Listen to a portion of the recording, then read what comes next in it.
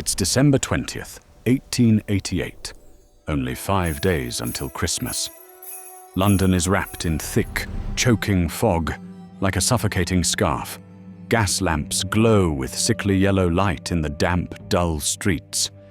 Rose Myelott's twisted body was discovered in the pre-dawn darkness of Clark's Yard, Poplar. While the West End prepares for festive pantomimes and Boxing Day traditions, the East End stirs more quietly and has a chill in the air that's beyond the cold. Fear has become as much a part of winter as coal smoke and frost. Every shadow could be hiding the predator. Every footstep in the fog could be the murderer. However, poor Rose Mylott wasn't killed by Jack the Ripper. The real monster stalking London's streets this Christmas wasn't a shadowy figure with a blade. It was something far more insidious.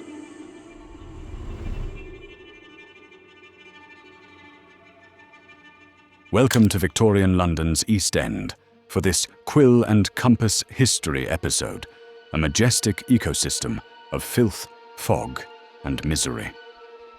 Allow me to tell you how scavenger journalists turned the festive season into a living hell.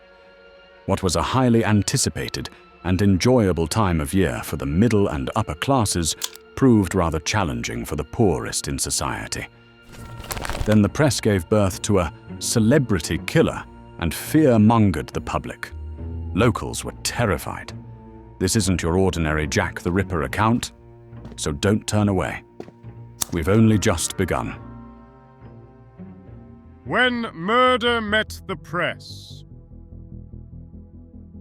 Look back at the autumn of 1888, when there was a fascinating, if somewhat repulsive, shift in the ecosystem. Until August, murder was just murder. Dull, really.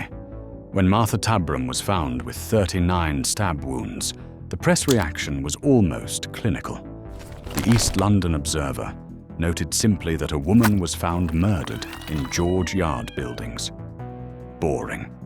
No offense to the deceased, but I'd probably skip the story. But by September, something had changed. When Annie Chapman's mutilated body was found on the 8th, the headlines exploded.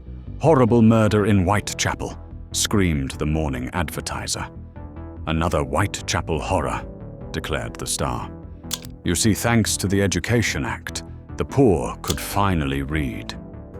And did they want philosophy? No! But they wanted something. They wanted blood. They wanted gossip. And the newspapers were more than happy to vomit it up, since everything was so darn cheap. Cheaper printing technology meant papers could be produced for a penny rather than 3p. Circulation wars were raging between publications desperate to outsell their rivals. The Whitechapel murders weren't just news, they were a business opportunity. The Star, Lloyd's Weekly, and the Illustrated Police News soon began a feeding frenzy that would make modern tabloids blush. Headlines grew more lurid by the day. "Leather Apron's Crimes," proclaimed one paper, inventing a nickname for the killer before anyone knew who he was. But a real breakthrough came on September 27th. The Central News Agency received a letter that would change everything forever. Dear boss, I keep on hearing the police have caught me, but they won't fix me just yet. I've laughed when they look so clever and talk about being on the right track. That joke about Leather Apron gave me real fits. I am down on whores and I shan't quit ripping them till I do get buckled. Grand work the last job was. I gave the lady no time to squeal. How can they catch me now? I love my work and want to start again. You will soon hear of me with my funny little games. I saved some of the proper red stuff in a ginger beer bottle over the last job to write with, but it went thick like glue and I can't use it. Red ink is fit enough, I hope, ha. The next job I do, I shall clip the ladies' ears off and send to the police officers just for jolly, wouldn't you? Keep this letter back till I do a bit more work, then give it out straight. My knife's so nice and sharp, I want to get to work right away if I get a chance. Good luck! Yours truly, Jack the Ripper. Don't mind me giving the trade name. Wasn't good enough to post this before I got all the red ink off my hands, curse it. No luck yet. They say I'm a doctor now, ha. What followed was a spiral of manufactured panic. Every suspicious death, every minor assault, every drunk stumbling in the fog was attributed to Jack the Ripper. On October 16th, George Lusk, chairman of the Whitechapel Vigilance Committee, received a small cardboard box at his home containing half a human kidney and another letter, which I will attempt to read in better English than it was written. From hell. Mr. Lusk, so I send you half the kidney I took from one woman, preserved it for you. The other piece I fried and ate. It was very nice. I may send you the bloody knife that took it out, if you only wait a while longer. Signed, catch me when you can, Mr. Lusk. The From Hell letter sent circulation figures soaring across London's newspapers. Lloyd's Weekly reached nearly 1 million readers. The murders had become the Victorian equivalent of a Netflix series. The victims were real, and the killer was still out there. The canonical 5 murders of women Mary Ann Nichols, Annie Chapman, Elizabeth Stride, Catherine Eddowes and Mary Kelly would sadly be reduced to props in a sensationalistic story that was no longer about them. But the drama continued, and winter was arriving in London. The festive season of terror. Winter, 1888. The name Jack the Ripper is out there. He's a living, breathing entity stalking the lengthening nights, and everyone is on edge. The West End sparkled with festive preparations. The Theatre Royal Drury Lane was preparing to open Babes in the Wood, their lavish Christmas spectacular. Harrods advertised luxury hampers and exotic delicacies in the Times. Everyone was buzzing with plans for Boxing Day hunts and New Year's balls. But just miles away, the East End remained trapped in a nightmare that the press refused to let end. In the gloomy streets of Whitechapel, fear had become the season's most reliable companion. Newspaper publishers' circulation figures were riding high on Ripper fever. But peace and good tidings don't pay bills, do they? So, they kept the fear dialed up to 11. And then, on December 20th, just as families were hanging their stockings around fireplaces and ignoring the threat outside, the press got exactly what they wanted. Sergeant Robert Golding found a woman named Rose Milett lying in Clark's yard. She looked perfectly placid. There was money in her pocket. She had no cuts. To a rational observer, it looked like she'd had a bit too much gin and passed out in the cold. A tragedy, certainly, and a murder? But who cares when you have a celebrity killer to sell? The headlines didn't ask questions, they screamed them. Another Ripper victim, the Whitechapel fiend strikes again.